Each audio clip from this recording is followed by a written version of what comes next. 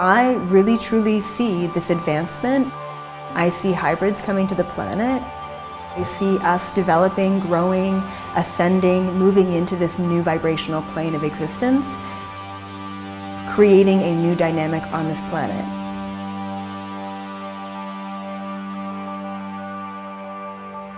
And ultimately, it sounds like a really big task, but I think that we're going to have a huge upheaval, and it's all for the better of humanity. It's all for the ascension and the conscious evolution of the collective.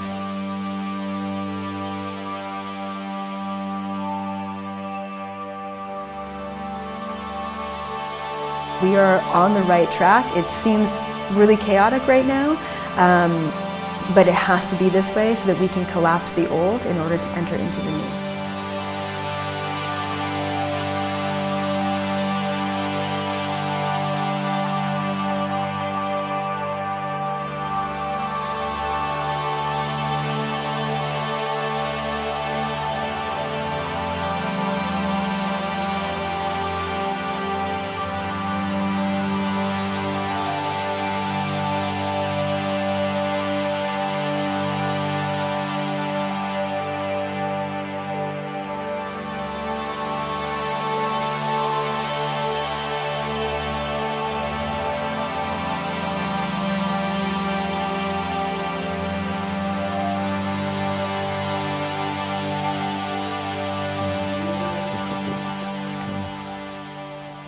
These over here. A lot of like interviewers or like radio show hosts or whatever, they're like, wow, that was the easiest interview I've ever had, because there's just so much information, right? You can bring up unicorns and I've got something to talk about, Exactly. Yeah, there's so much to cover.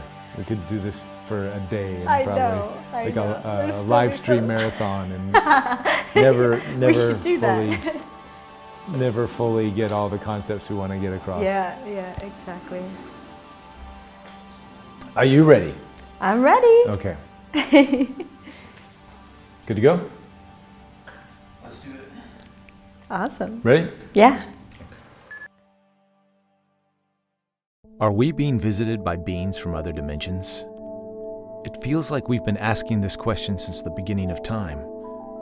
I'm curious. How have these answers evolved through the ages?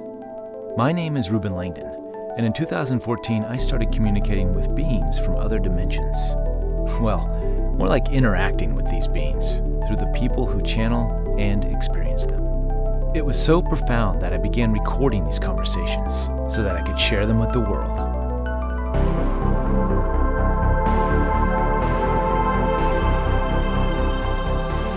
If you could interview an extra-dimensional being, what kind of questions would you ask? How about the meaning of life? Or the secrets of the universe? Maybe you're just curious about who they are and where they come from, like me. Join me on a journey into other dimensions, and let's explore these new worlds together.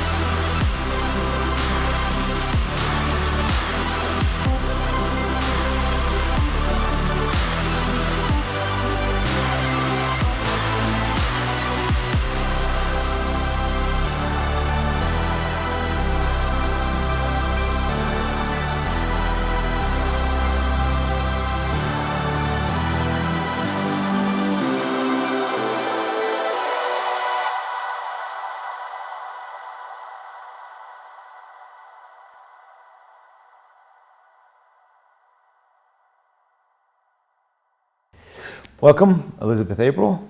Thank you for coming on and doing this. You have many titles: intuitive, channel, psychic, medium, artist, quantum researcher. What else do you want to add to that? Paradigm shifter. Paradigm I like that shifter. one. Yeah. Okay. Yeah. Anything else? That's good. Okay. Yeah. When did this all happen? When did this start for you? Well, really childhood. I'm not necessarily like a third generation psychic or anything like that, but I was born with clairvoyant and extrasensory abilities. Mm-hmm. So I had the ability to see auras and chakras and energies at a young age. I was seeing ghosts and spirits, talking to interdimensional beings, even though I thought they were imaginary friends and those kind of things. So I definitely started at a very young age, which I feel so happy about because it's been a lifetime of balancing those abilities. Was there one moment, one specific event that stuck out to trigger the start of this? Or? Well, my parents told me that around the age of 2 years old, they kind of knew that I was different, even though I had a brother who was a year older than me. So there was definitely that kind of comparison of, I would follow things in the room and I would be talking to things in my room that obviously they couldn't see. I remember at the age of around 5 or 6, I went up to my dad, and I was raised Catholic, so went to church and all of that. And I went up to my dad and I said, Dad, the Bible has it wrong, right? The church is wrong. Okay. And he says, okay, tell me, okay, enlighten me, what is it? Sure. And I said, well, the Bible tells us that God is a man. And I've been talking to God, and God's a female, God's a woman. Nice. And of course, in the Catholic religion, they tell you that if you're talking to something that no one else can see, it's either demons or it's God.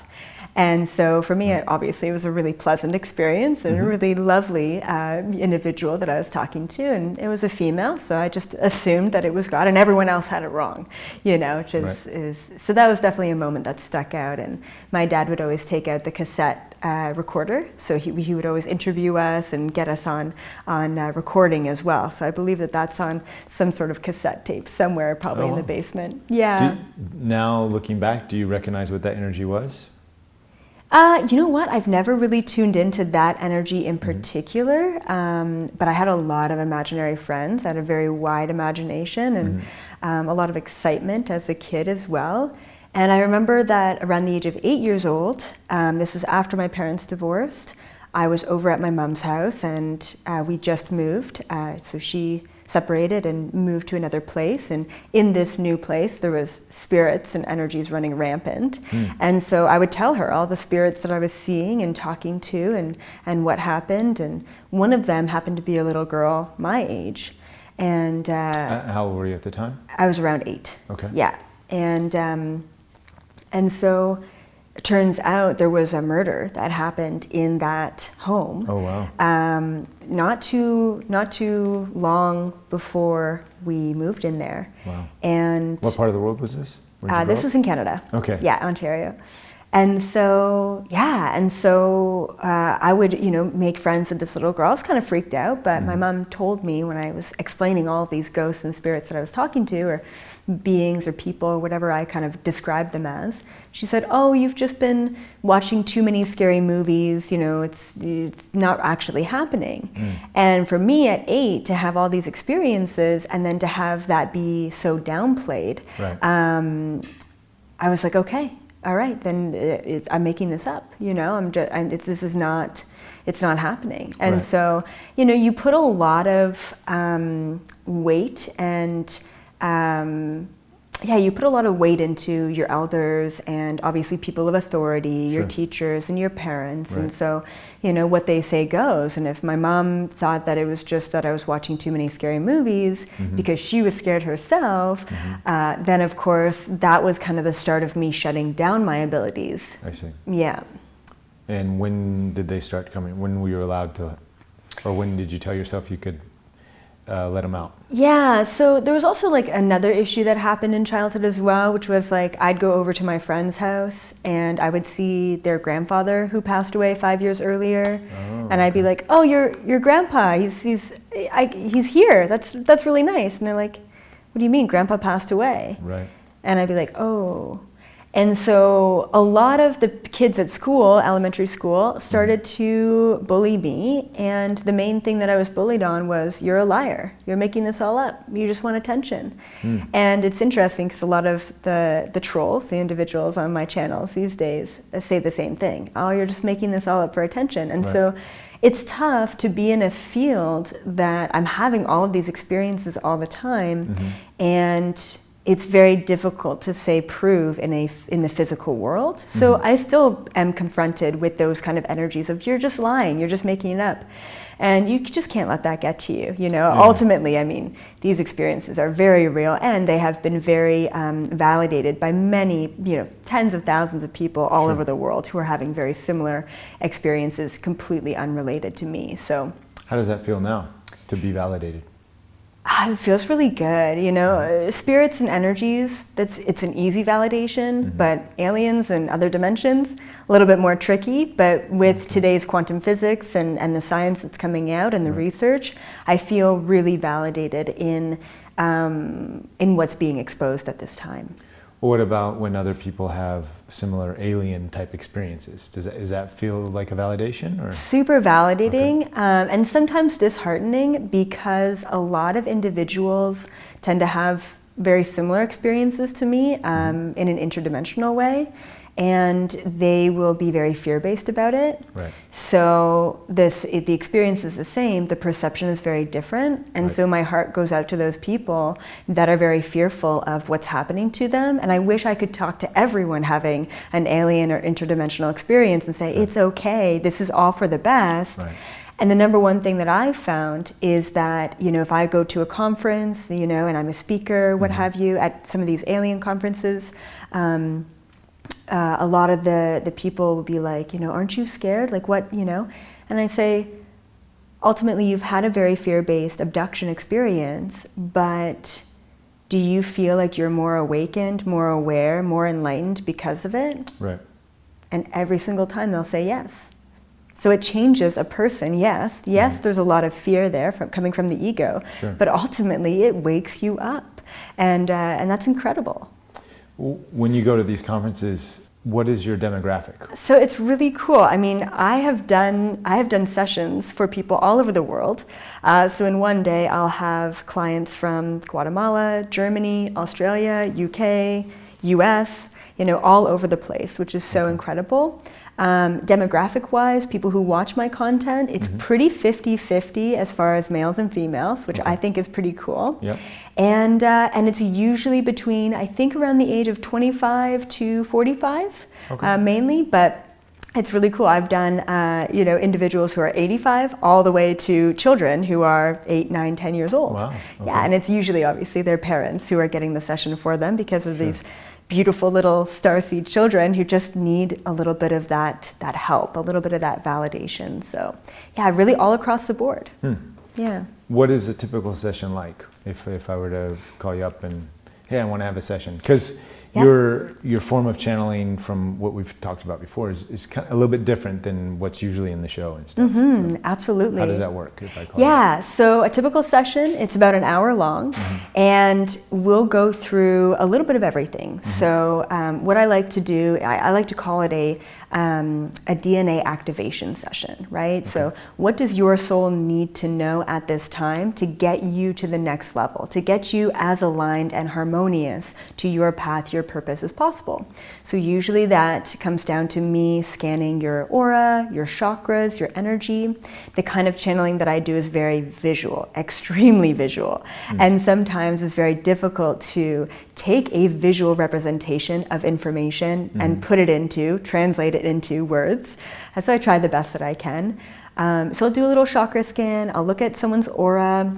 And you say visual, but you're doing this remotely, so usually by Skype or some other, so how do you visually remotely do this? What happens there? It's really cool. So, you know, scanning someone's aura, chakra, you know, their consciousness, their soul, I mean, that can be done anywhere in the world. And I do a lot of remote viewing, a lot of astral traveling. So I will also travel all over the universe into other dimensions. So space and time, when I'm in that place of channeling, it really doesn't exist.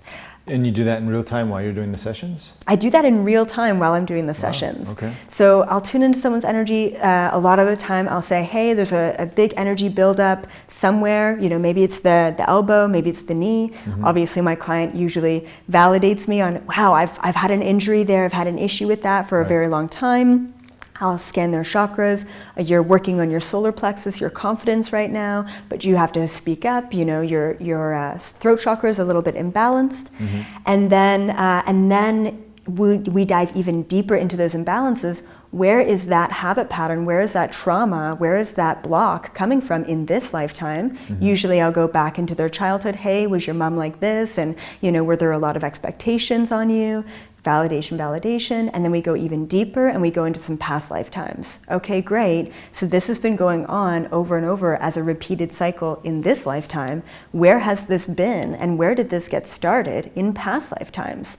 So usually if it's an issue with the mom or if it's an injury in the knee, that injury or that issue or that trauma has been reoccurring in lifetime after lifetime. So it's not good to just go into all of the lifetimes where it's been reoccurring. And it's obvious. We have to go back to the initiating trauma. What was that one lifetime where this cycle got started? And then once we go into that past lifetime, it automatically clears the karmic energy of that life. Once we do a lot of the old energy, the old cycle work. When you say go into it, just by describing it, just by reliving it through words? Reliving it through words. So I'll see it visually. I'll see all of it. Repeated pattern. Right. Do you think it's the same souls repeating those patterns as far as the positions, or do you think it's just the situations are being... It can be both. Okay. It can be both.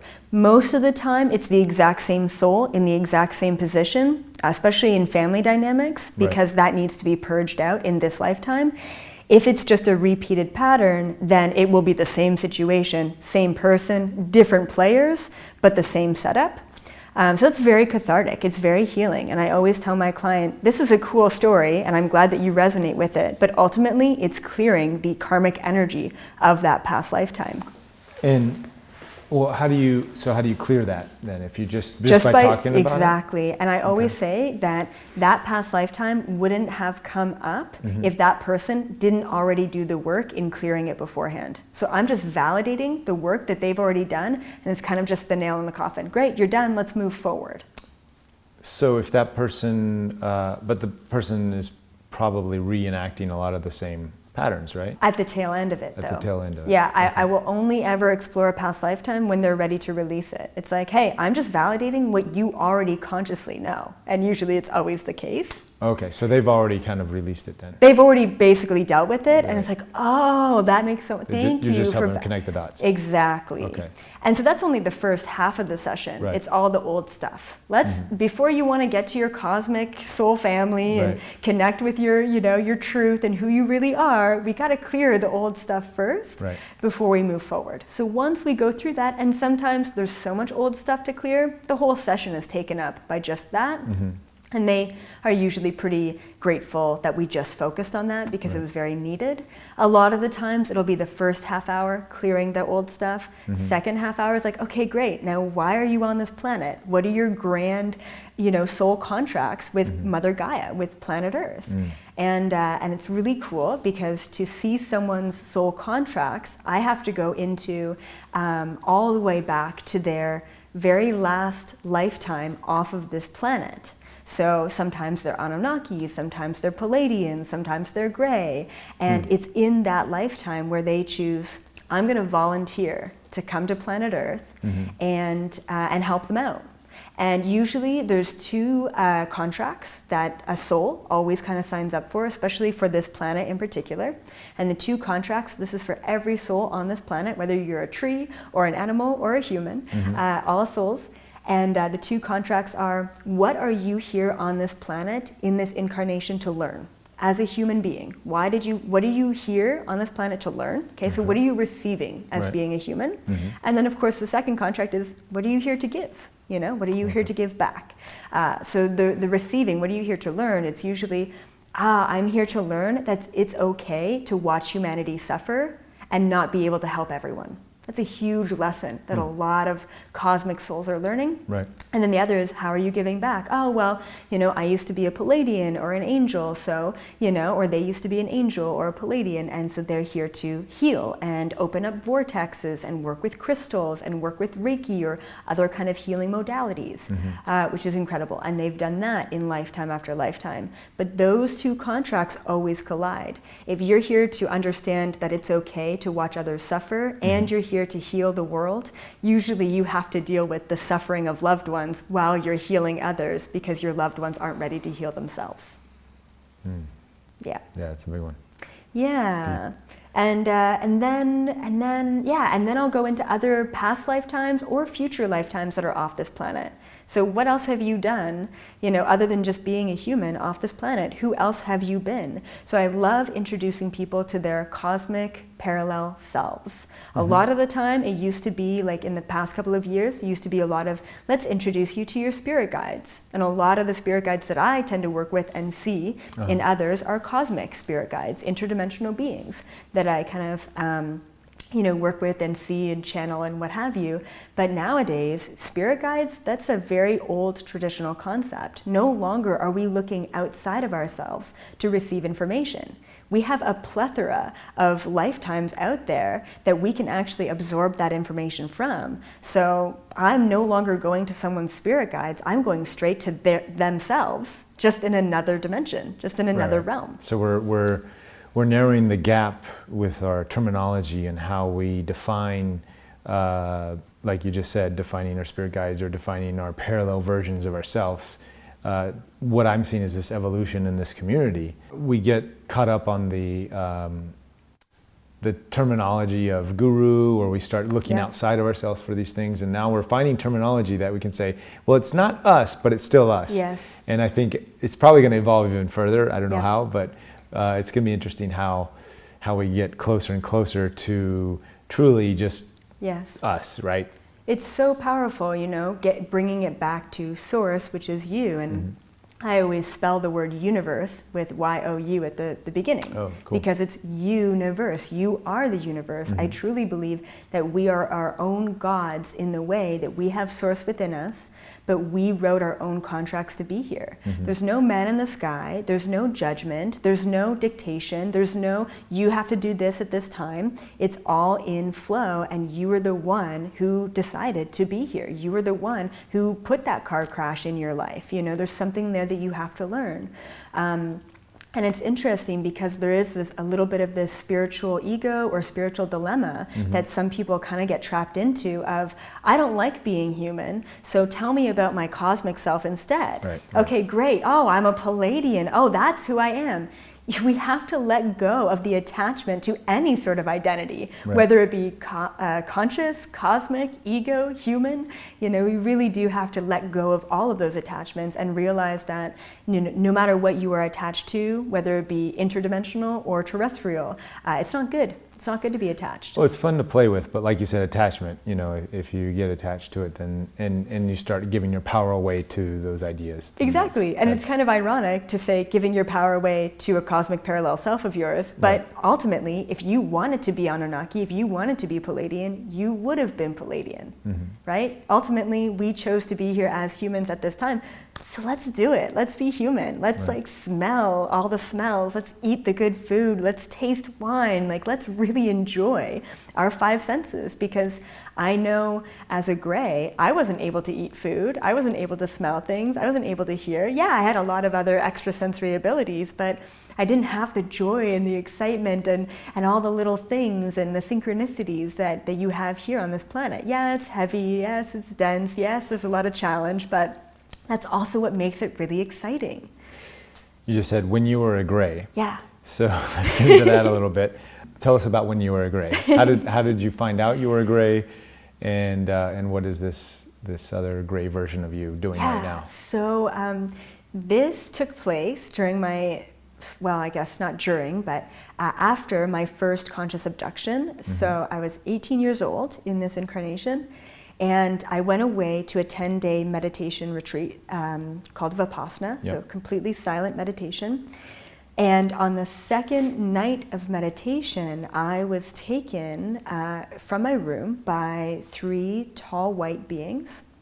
At this point in time, I was opening up to my abilities again. I had re-experienced a lot of my past lifetimes.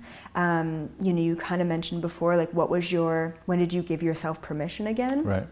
And that was when I was 16. I was really anxious. I was really depressed. I was really looking for answers. I went everywhere. I went to doctors, psychologists. I went to my high school teachers. I went to my parents. I even talked to a priest.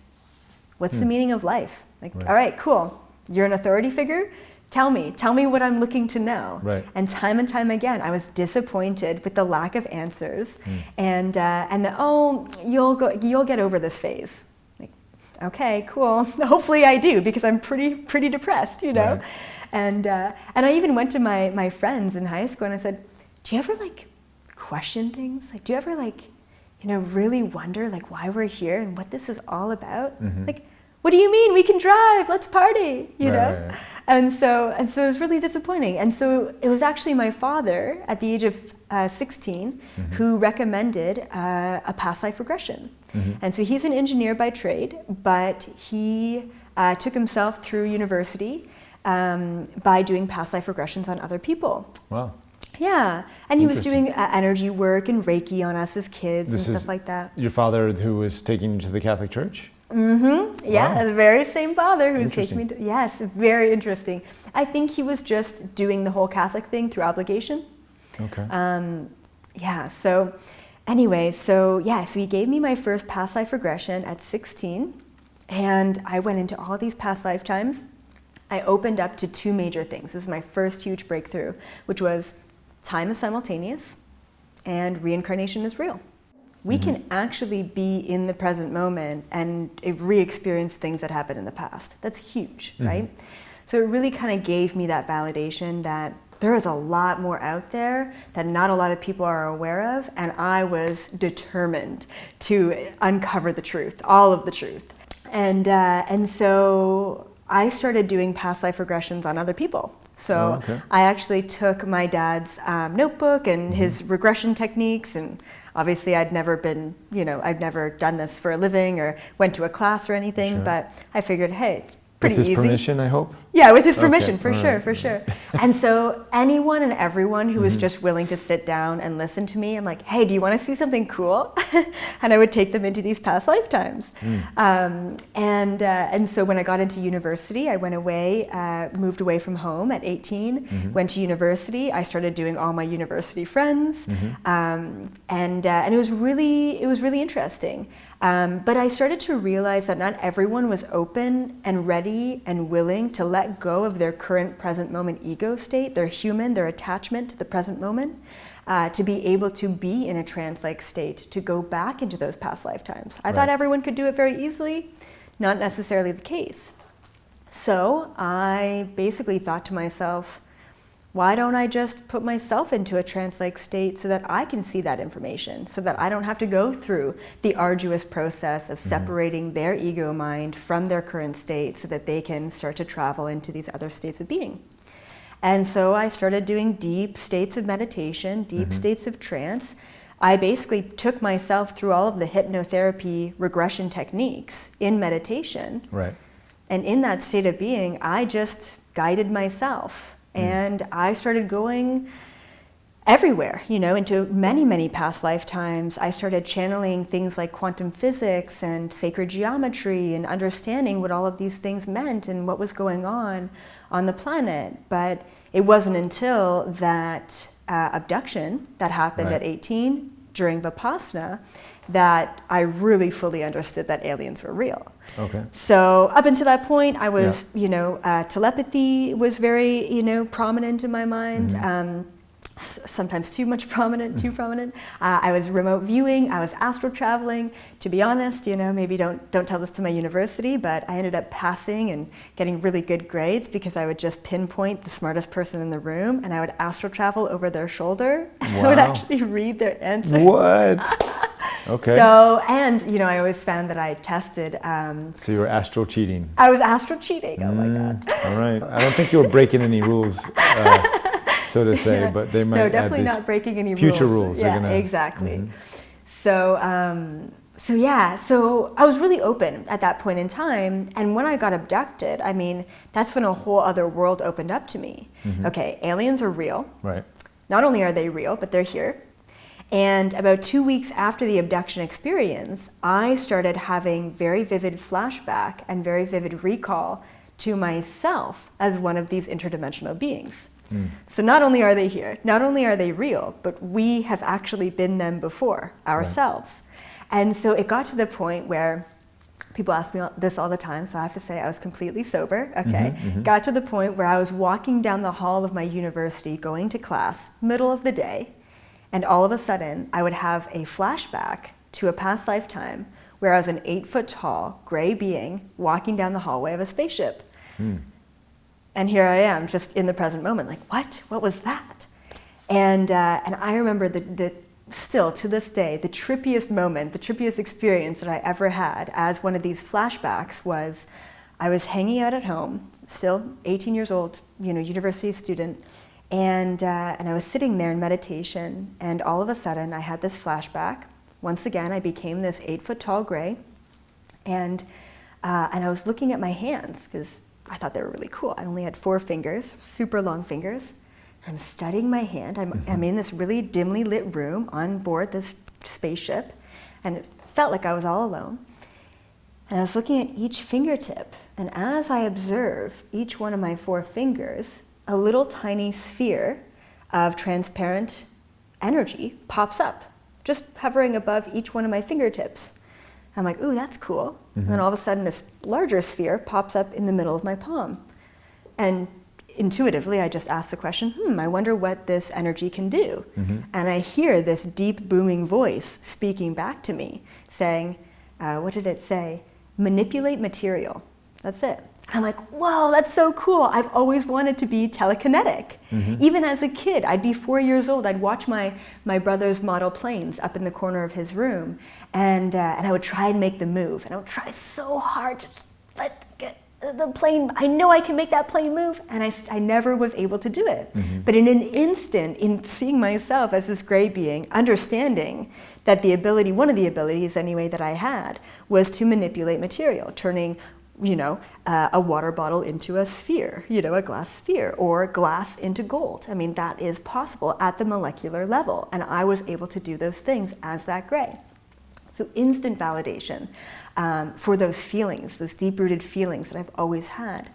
And then I'm like, okay, that's cool. I shake off the orbs, and I just intuitively, as this gray, I'm feeling out this body, 18 years old, as a human, walking into this gray body, and I walk into the other room of this ship, much smaller room, very dimly lit.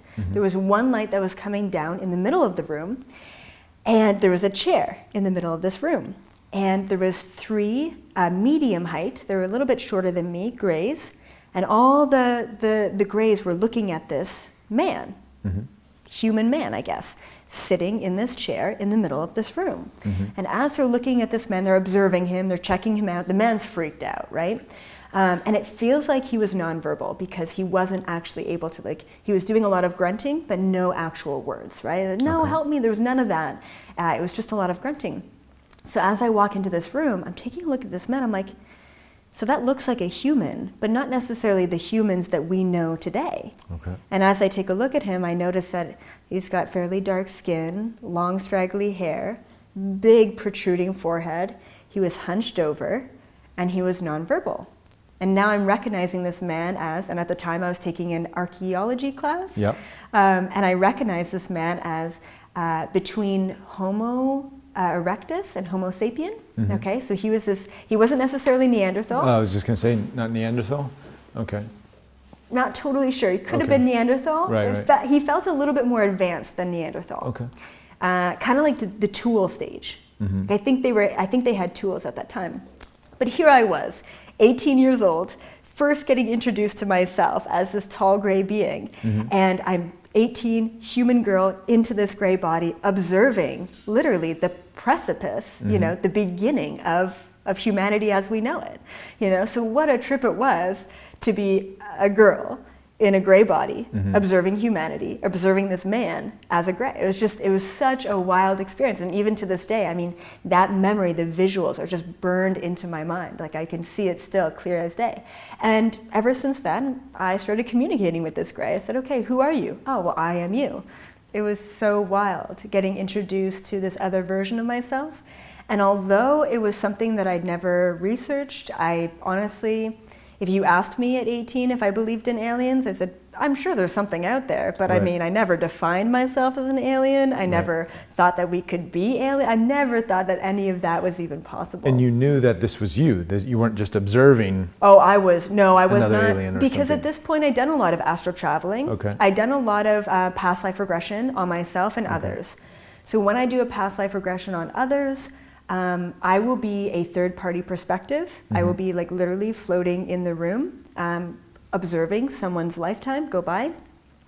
When I know I'm regressing myself and I'm hopping into my own past lifetime, I will be in the, what is it called, first-person perspective, right? So I knew right away, oh, this was me. Wow. Yeah. And then I started telepathically communicating with this being, this self of mine, because I could, as when I was existing as this gray, you know, and hopping into the body of that gray, observing that lifetime, I could actually ask questions and I would get an immediate response as if it was in the present moment, even though this was a past lifetime around 500,000 years ago, or whenever those Neanderthals were first starting, you know, or the Homo erectus were first starting to really kind of walk around on the planet. Could you feel what this gray was feeling? Absolutely, yeah. It's really interesting. And how is that? Because we're, you know, we've sort of, people who are following the show kind of know that, or have understood that the gray emotional spectrum has been a little bit narrower than humans. Right. Even though they're very advanced with their technology, even though they can telepathically communicate, but as far as having some emotional things that we humans have. So what is that true? How did you feel? Yeah, so I think this is a really big misconception. Now, before I say it's a big misconception, there is a wide spectrum and wide variety of gray species out there in the universe. There's a ton of them. And there's a lot of different varying ones. And there's also, I like to call them agreeable grays versus disagreeable grays. Okay? Okay, So, can you define that a little bit? So agreeable, like they agree with each other, or we agree agreeable with them? grays being grays who are here for the collective consciousness. Okay. Grays who are here for service to others. The disagreeable grays, you know, I don't like saying bad guys and good guys, right? But the disagreeable ones are the ones who are service to self. Okay. They are existing for themselves, right? A lot of people think grays are all bad. You know, that's why I have to make that kind of distinction. But it's a huge misconception that grays don't have the emotion. The only problem is that they can't express emotion on their face. Oh, right? So they don't have facial expression. Features like we do? And so humans recognize emotions in other humans through facial expressions. I see. Right? That's emotional intelligence. Grays are completely telepathic and extremely visual. So they don't need to use the face muscles. They don't need to use it at all, right? Like grays basically walk around their spaceship being able to see auras and energies of other grays and other beings on the ship. So if one gray is having a bad day, everyone in the room can feel it. Sure. Just like we can pick up on that, but if we're not expressing it on our face, we're not necessarily attuned to, oh, that energy is coming from that person. Whereas grays, it's all visual. You can see it very clearly. So grays are very highly emotionally intelligent. They just have much more control over their emotions. They just have much more control. Okay, so they're not going to spin out of control like we do. No, they have more filters, and humans are very reactionary. And it's really funny because sometimes I'll watch myself in videos, and I think that I make very goofy faces when I'm like talking and getting really into information. Sure. And I think I overexpress my face because I can. Because I'm a human. All right. You know? Why not? Because I never had that. Because people, I know you can't, I'm sure everyone's telepathic, but you can't just read my emotions. So I feel as a human, because humans are a little bit, you know, lower on the spectrum of maybe advanced spiritually, I have to overemphasize all of my emotions. And so in understanding myself as a gray, I'm like, oh, that makes sense, and that makes sense, and that makes sense. Like as a kid, hair used to really freak me out. Like I just couldn't handle like hair. Yeah, hair. Why would the hair freak you out? I had no idea until I understood that I was coming from this gray being. Why would hair freak a gray being out? Because grays don't have hair. Oh, and it's a very weird concept for me.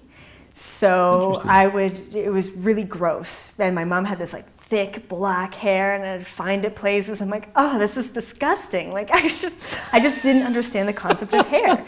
And even when I was a kid, like I had such a hard time going to sleep because I felt, it sounds very odd, but I had a hard time closing my eyes because I didn't know what to do with my eyelids. Like I felt like it wasn't natural for me to close my eyelids. Mm-hmm. So if my eyelids felt like it was an effort to close my eyes at nighttime. And so grays don't have eyelids? Grays don't have eyelids. They don't blink? No, they don't blink. Oh, yeah. Interesting. Well, maybe some of them do, but yeah. They've got caps or covers over their eyes. A cap or cover. Oh, okay. So like for water, rain, or other stuff? Or how does that work? It's kind of like thinking about sunglasses for their eyes. Okay. So you know how you see grays as with the big black eyes? Yeah. Those are actually just caps. They're artificial caps? Yeah. Like a sunglass thing? Yeah. Oh, okay. They have eyes very similar to humans, yeah. Okay. They can be green, they can be blue, they can be brown. Wow. But they put the caps over because their eyes are so big that they're oversensitive to light. That's why you go on a lot of gray ships and it'll be very dim, very dimly lit, kind of like this. Huh. Except without that big light. Yeah. Yeah, super interesting. Yeah. Wow. What other after this gray experience, and you're known now for connecting with all these star families. Yes. After that, what other types of beings have you connected with? So after that, they started giving me all of this information on quantum physics. Mm-hmm. So they're very scientifically advanced, and they're also very genetically advanced as well. So they do a lot of the gene splicing and a lot of the hybridization, and that's what this tall gray, who is me, and his name is Heera, Heera. Okay. That's what Heera was really good at. We're going to talk to Heera tomorrow, right? And we're going to talk to Heera. Yes, we are. And it's really cool. So anything having to do with the hybridization project, the advancement of humanity, the SSONIs, that's what he's really good at. Okay. And he can explain all of that to you. And then, so huge quantum physics downloads. They started unlocking and opening up my DNA. And they were teaching me about Tesla technology at the age of like 19, 20 years old. And I'm like, so you're talking to me about perpetual energy. You're talking to me about electromagnetic frequencies. Mm-hmm. You're teaching me Tesla technology. And then I would have the grays reiterate, well, who do you think taught Tesla? I'm like, oh, okay, yeah, here we go. And so, and then the other thing that happened after I really opened up to my true self was the Galactic Federation started to contact me. All the time, actually every month. So there is a Galactic Federation. There sure is a Galactic Federation. We didn't yes. know. Okay. So the Galactic Federation, for those of you who don't know, is basically a government structure out there in the universe. Now, honestly, I was studying global political economy, and that's what my major is in. Did a double major, but that's what one of them was in. And I wanted to know what powers that be, where that comes from on the planet, which was economy, money, and politics, right? So I studied that, and I was really like anti-government, really like anti-corruption, really understanding the system from the inside, and rightfully angry, in a sense. And then when I got contacted by the Galactic Federation and they told me who they were and what they did, I was so disappointed. Why? Because there's a government-like structure out there? Yes! Out in space? Yes! But it can't be as rigid and hierarchical as ours. It's not hierarchical, in that sense. Or even secrecy and compartmentalized. Yeah, it's not. It's not corrupt, even though there can be individual players that could corrupt the system. But I was so disappointed to say, okay, so you're telling me that it doesn't change? You're telling me that it doesn't get better? You're telling me that you don't have solutions to organizational problems that we have here on the planet? You're telling me that you're an 8th dimensional Palladian and you still have to have this structure? Are you kidding me? And so I was so excited to explore these other realms, and then I was disappointed to think that, oh, it's the same old, you know, up there. But is it really the same old, same old? I mean, it's similar but different. The biggest sort of, what would I call it? The biggest sort of discernment or organizational thing that they have out there in the universe is between service to others, souls, and service to self souls. Right. So basically low vibrational individuals, beings, and high vibrational individuals and beings. All the high vibrational ones, they just all want to get along. I started to understand that we do live in a binary universe, filled with ones and zeros, and in the binary universe you have light and dark. And you really can't have the light without the dark. Right. And I really truly believe that the binary aspect of this universe, the light and the dark, is kind of what propels, pushes us, and allows us to grow, change, and move forward. In doing all this work, you've connected cosmically to your other versions of you, and connecting astral cosmically to other, you know, helping other people do their thing. Do you have anybody earthbound that inspires you? You know, it could be in this field of work or otherwise. So interesting. I had a bit of a, I don't want to say an ego death, but I had a bit of a moment when I was maybe 19 or 20 years old. And I'm 27 now. And the moment was, why don't I have a mentor? Why have I never looked up to anyone in this lifetime? And even when my friends were like 14 years old and they're putting posters of Good Charlotte and Green Day and all of that on their wall, you know, I just never really had that feeling, never had that inkling. Even Elon Musk? Yeah, even it just reminds me of a Zeta kind of guy. So it's interesting, actually. And I still remember this memory clear as day. I was riding on a bus, and I think I was going to and from high school or something. I was 16, 17. And I got the message, the download, to not do any external research.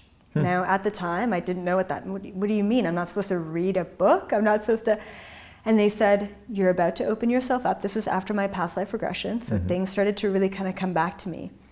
And my spirit guides came through and said, don't do any external research. And so they basically said, you can watch TV and read other books, but specifically in the field of anything quantum physics, anything science, anything spiritual, anything awakening, anything chakras, anything energy, and anything aliens. Do not touch. Don't do any external research. And what they explained to me back then was bringing other people's information, no matter it be, you know, good, bad, ugly, aligned, the truth, disinformation, what have you, bringing in other people's information is going to cloud my own perception. I already have to deal with my 27-year-old self coming in the mix, you know, and with the translation of the information, let alone needing to deal with all of the perception from everyone else that I'm receiving information from. So they said, keep your channel as clear as possible, and you will never regret it. Now, the thing is, when I started to really channel, 18, 19, 20, and beyond, it was really tough. I got really hated on for the fact that I didn't do any external research. And they're like, what do you mean? Like, what do you mean you don't look into this? What do you mean you don't have any discernment? You don't know. I'm like, look, I've had enough experience where I can easily discern, you know, what's a good vibration from a bad vibration internally. And now it's really interesting when I tell people and experts and I go to conferences that I don't do any external research. It is one of my superpowers. It's one of my greatest strengths. The fact that I've never read a book, that I've never looked at anyone else's content or information, that I have no idea what anyone else is saying on the information that I speak about. People are like, hey, have you read Nietzsche? You sound like Nietzsche. Oh yeah, like the philosopher? Yeah, for sure. I'm like, cool, awesome. Oh, Albert Einstein, he has that theory too. Oh, that's fantastic, awesome.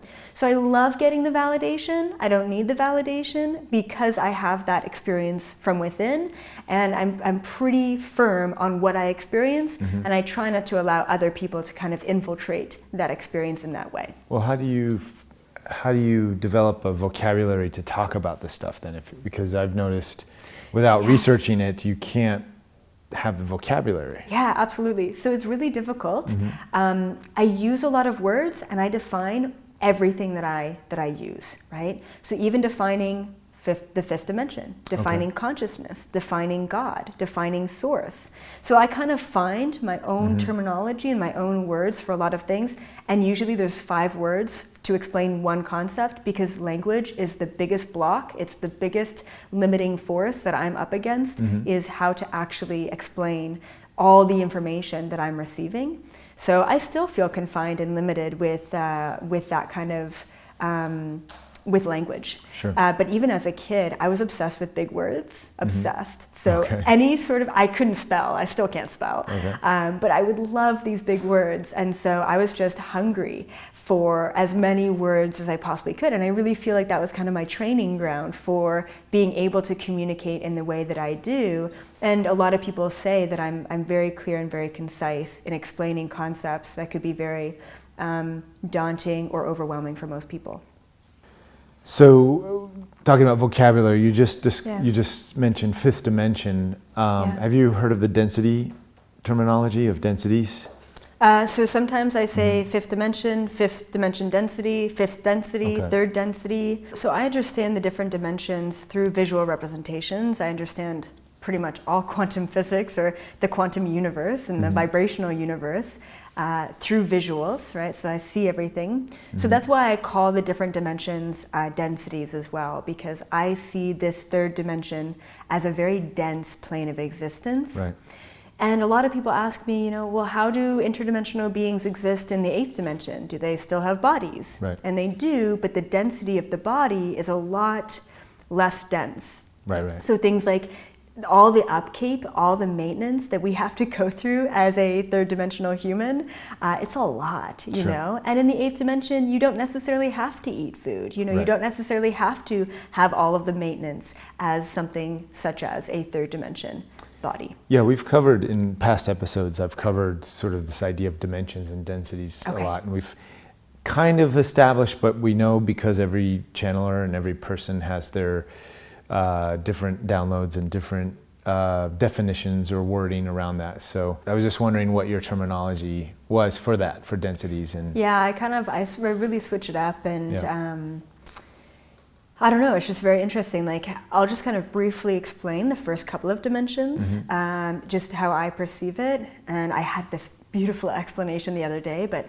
when I channel, sometimes things come through me and then I don't remember them because I don't create a conscious memory of them. And I also believe that we're moving into something that I like to call 5D memory, which is really cool. So no longer are we storing memories in the in our third dimensional brain, right? So all the neural pathways and the brain waves and all of that, cramming right? for a test, trying to get those memories in there. So Exactly. We don't need that anymore. We actually have something that I see as, I call it cloud storage, okay? So it's like our soul, our higher self, without the body, is just kind of looming all around us. And everything is kept there. Everything from our subconscious brain is kept in this cloud storage, in this fifth dimensional memory. So instead of having to linear think about, okay, well, where did I put my keys? Where did I have them last? Where did I go? Let's retrace the steps. That's a third dimensional memory. In fifth dimensional memory, boom, it just comes. It's just right there. But you have to let go of the ego state. You have to let go of the reaction, the attachment, the what have you, in order to be able to tune into that frequency. So the first dimension is oneness, it's source, it's existence, it's just everything and nothing all at the same time, okay? Second dimension is the mind, right? All of a sudden it's aware of itself. Ooh, okay, there's something happening, there's a difference here. There's everything and nothing, and then there's the mind. And then the third dimension is the body, right? So you've got everything and nothing, then you've got the mind, the awareness of self, and then you move into the third dimension. Oh, I'm in a body now. Okay, great. I've got a mind, I've got awareness, I've got a body. And then the fourth dimension, I believe, is the dimension of time. So that's where you kind of, time gets a little bit more lucid. Maybe it gets a little bit, slower. Maybe it gets faster. And then in the fifth dimension and beyond, you know, a lot of those concepts, we still have the mind, we still have the body, we still have source, we still have all the other dimensions, but there's extra added vibrational frequencies to that to make everything a little bit more lucid. Instead of only having the mind, instead of only having consciousness, instead of only having the body, you've got these other elements that really kind of twist things up and allow you to kind of be in a state of flow with both space and time. And I'm at a place in my life right now and at a place in my channeling where when I tap in, time and space don't exist. So I can go back into ancient Egypt in a split of a second. Wow. I can download 5 hours of information in 2 minutes. You know, so those kind of concepts are very lucid for me because I operate a lot in the fifth dimension frequency, and I surpass both the third and the fourth. But the biggest thing, you know, one of my biggest teachings is that everyone can do this. Everyone is a soul. You don't have to be a fifth generational psychic, you know, to have these abilities. Innately, we are all telepathic. Innately, we are all channelers. Innately, we all have past lifetimes that we're connecting to in every moment. So the biggest teaching that I have is, hey, I am no different than each and every one of you, and I'm just like all of you. Yeah. Is there anything that you're curious about? Well, all my curiosities have been answered by the information that I channel. Okay. So I like to call myself like a universal Google, Okay. right? So if you think about having like Google, the search engine in front of you, and essentially Google contains all knowledge or a lot of the knowledge here on this third dimension plane on planet Earth. But in order to get any information from Google, what do you have to do? Type in your search terms. You got to ask for what you want. Yep. You got to type in a question, Yep. right? So I'm connected, I'm fully connected, but I have to have the right questions to gain access to the right information. Sure.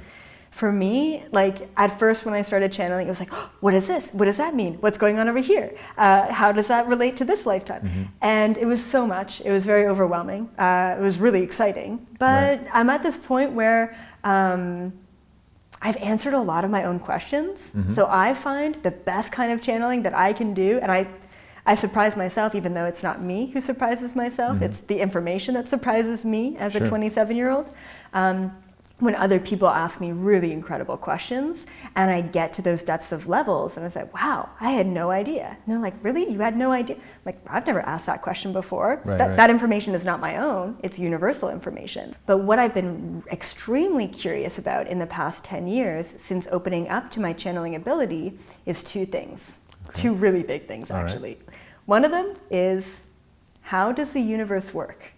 Okay. Is that not like the grand question of That's how? a big question. That's I a ask big that all question, the time. Yep. right? How does the universe work? So when we ask the question of how the universe works, it's very quantifiable. It's very scientific. It's very measurable. Even though we don't have all of the measurement instruments and we don't have necessarily all of the equations, it's very easily studied. We're not there yet for all of it, but the how the universe works is quantum. It's the quantum physics aspect of parallel realities and vibrational frequency and oscillation and electromagnetic frequency and auras and torus and all of that. And so I see that. I see the how of how the universe works every single day. I'm at this point where I will actually see physical objects in wave form. So I started doing this years ago where I would be downtown Toronto, actually, and I would see 80-floor skyscrapers just waving. And I'd nudge my friend, hey, do you see that building move? Is it just me? Like, okay, no. I'm like, it's kind of like a blind in the wind. They're like, what are you talking about? Like, that's a building. Like, okay, cool. And I was seeing it as a waveform. And I started to understand how the universe works. From the quantum level, the subatomic level, all the way to the macro, the micro and the macro, right? So I started to understand that. The second biggest question that I've been tackling, once again, huge question, a question that the priest that I asked couldn't answer, which is why? Why are we here? Why us? Why now? Why all of this? Why existence in general? Which is way more philosophical, way more theoretical, right? So we've got the how the universe works and the why the universe works. And honestly, I truly believe that I have some of the biggest answers that fill in the gaps that scientists and philosophers and religious leaders have been unable to answer about both the how and the why. And once again, it's not my information, they're not my answers. I just believe that I have an untainted, objective awareness to be able to bring in the information without any sort of ego input. What is the most potent insight that you've received from doing all this 10 years of channeling, interdimensional travel? Is there something that you could round up in one nice little compact, juicy bit for our audience? Yes, that's a huge question. Okay. There's a lot of insight, there's a lot of information, but there's one thing. The one thing. Super profound. And I can be as concise and clear as possible. And this might actually trigger a lot of people. A lot of people might not like this, but I'm going to say it because this has been the biggest thing, which is I've understood that human beings are not actually the third dimensional beings that we perceive ourselves as. I believe in going back, channeling a lot of information, speaking to the Galactic Federation, going back into our hidden human history, that over centuries, we have been genetically manipulated to have a variety of interdimensional DNA that is laying dormant within us right now. I believe that we're aliens. I believe that we are far more powerful. And how can someone apply that knowledge to themselves, to their way of life? The biggest thing is just understanding that we have been suppressed, that we have been controlled, and that our prefrontal cortex, our fight and flight mechanisms, our reptilian brain, has been stimulated and overstimulated so that we are constantly in a state of fight and flight, so that we are unable to unlock the DNA that we truly have. I believe that the entire control mechanism on this planet is based around the fact that we are far more powerful than what we've been led to believe, and they're trying to keep us away from that power. So the biggest thing is you're powerful, you create your own reality, you put yourself here, and there is a ton of gifts just waiting to be unlocked within you. Very cool. Finally, with all of your experience in doing all this, this is a little bit similar to the last question, but a little bit different. Your interdimensional travels, you're talking to ETs, you're realizing you are an ET. What vision or what insights for planet Earth? What is the highest vision of Earth that you foresee in, let's say, the next 20 to 30 years? What vision for humanity do you have? So I used to get a lot of downloads and visions. Half of my visions used to be very apocalyptic and related to like World War III and a lot of nuclear warfare.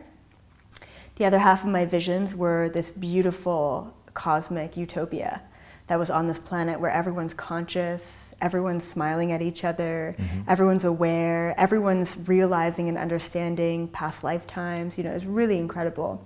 And in the past 3 years, I haven't not had one apocalyptic vision. Nice. And so I really truly see this advancement. I see hybrids coming to the planet. I see us developing, growing, ascending, moving into this new vibrational plane of existence, creating a new dynamic on this planet. And ultimately, it sounds like a really big task, but I think that we're going to have a huge upheaval of the socioeconomic, of the education, of the political sector on this planet, even the mass media sector on this planet. It's kind of happening now. It is happening, you know, and it's all for the better of humanity. It's all for the ascension and the conscious evolution of the collective, and that's what I see. That's essentially there's actually no other path other than that. We are on the right track. It seems really chaotic right now, but it has to be this way so that we can collapse the old in order to enter into the new. And we can walk around smiling at each other. We sure should. Awesome. Thank you, Elizabeth April. Awesome Thank you.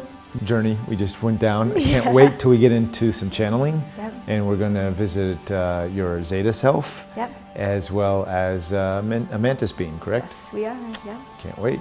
Cool. Awesome. Thank you. Thank you. Sweet. Thank you. Awesome. Yeah. Thank you. Thanks for your patience and our technical difficulties.